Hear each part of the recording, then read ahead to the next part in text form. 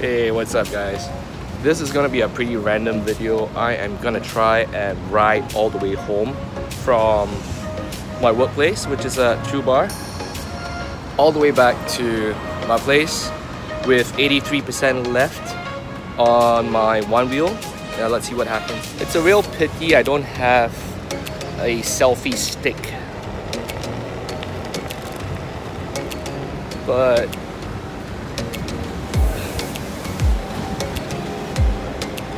still trying to get a hang of riding the Onewheel, because I mean, if I'm gonna apply the same principles of riding a snowboard, the Onewheel is actually a lot twitchier, you know, especially when I apply the whole carving technique. I mean, I'm not a superb snowboarder, but I love snowboarding. If I apply the same kind of techniques on the Onewheel, the Onewheel is actually a lot twitchier. So I gotta be very, very careful not to exaggerate the movements. So right now I'm at Bugis, and I need to conserve my battery, because not my Onewheel battery, but actually my handphone battery. Right now I'm approaching Little India, the MRT station.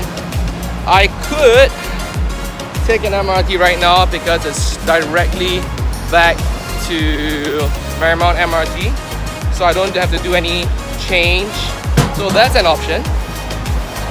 So if the commute is a little bit long or halfway through, if there's a big change in weather, I could actually take a MRT right now. I think it is a good day to Onewheel home. Riding through Little India now. The terrain in front of me is actually quite clear. Okay, no, not so clear anymore. Excuse me! Thank you. So always call out to the people in front of you to avoid any mishaps. You know, give yourself a good distance, you know. So excuse me! Thank you.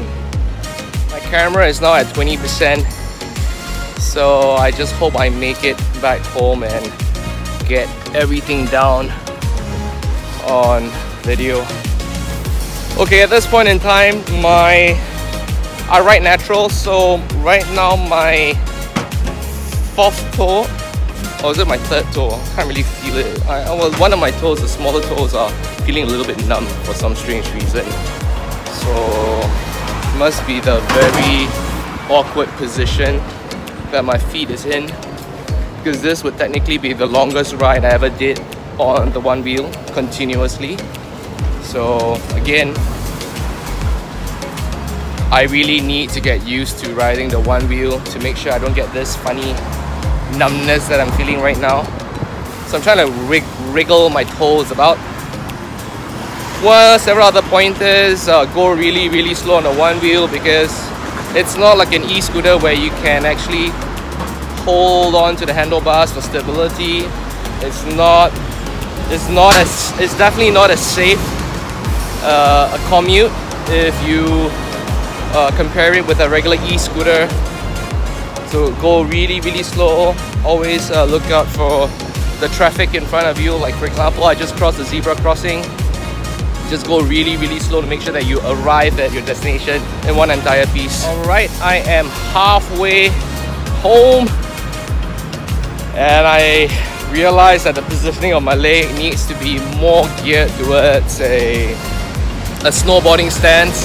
You know, if I'm gonna have a very skateboard focused kind of a stance, that was the reason why my toes were cramping up.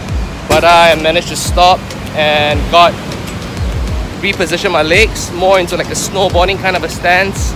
The cramping or the numbness have gone away, and I guess that's the reason why, you know, the CEO of Onewheel actually mentioned that the Onewheel is supposed to give the rider the same feeling of snowboarding but on land. Now it's all making sense to me right now.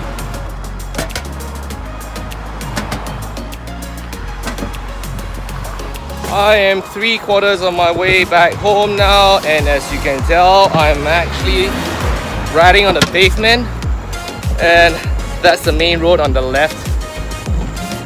So a nosedive here would be fatal. So I will definitely do another screen capture of the Onewheel app to show exactly how far I travel as well as the time taken to reach home. Yep, this is the final stretch. Terrible terrain. Oh, very terrible terrain.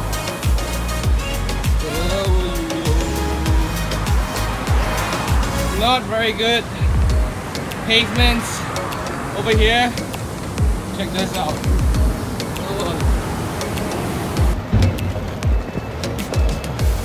Whoa. So a nosedive here wouldn't be very appropriate because I'm right beside a huge ass sewer. I made it home. Yes, I saved myself $14 on taking a Grab. Now that I'm off the board, you know, there's a lot of relief on my left leg. It feels really, really good. Now, there is someone on YouTube who has mentioned that he suffers from chronic lower back pain. I have the exact same issue. Years of abuse, skateboarding, basketball, blah blah blah. So every other day, you know, I wake up with chronic lower back pain. But that is also another reason why I enjoy snowboarding, because snowboarding seems to be like the only activity that makes my lower back a lot stronger. I suppose it's the compulsory core exercise each time you have to get up from your snowboard. And I think the Onewheel does the same thing. You know, it actually promotes your core activity, or it promotes your core area. Subconsciously, you have to make use of the core to like control how you move. So whenever I get off the board, you know what, my lower back actually feels nice. It feels good. The commute was relatively smooth. The only thing that I need to improve on would obviously be the speed, a more consistent speed, and I would only actually attempt doing something like this if I have my helmet and my wrist guards on. If not, I'm just gonna go really, really slow. Let's see, how long did I actually take? Almost 40 minutes to get home. Wow. Compared to 15 minutes on my Duotron. But I guess it's different, you know, with the Duotron, you know, it's a lot more secure whenever you have, you know, the handlebars in front of you. You know, you definitely feel a lot safer. Well, I mean, if I can bring the time it takes me to reach home from 40 minutes to say around half an hour, I think it's decent. And I probably need to get a lot better. I'm breaking out in sweat after being on the Onewheel for 40 minutes. I still have like 63% of battery left on the Onewheel. That's fantastic. So I could go for a much longer commute on the XR. So that's gonna do it for today's video. And thank you for joining me on my commute back home. And I'll see you soon in the next video. Bye-bye.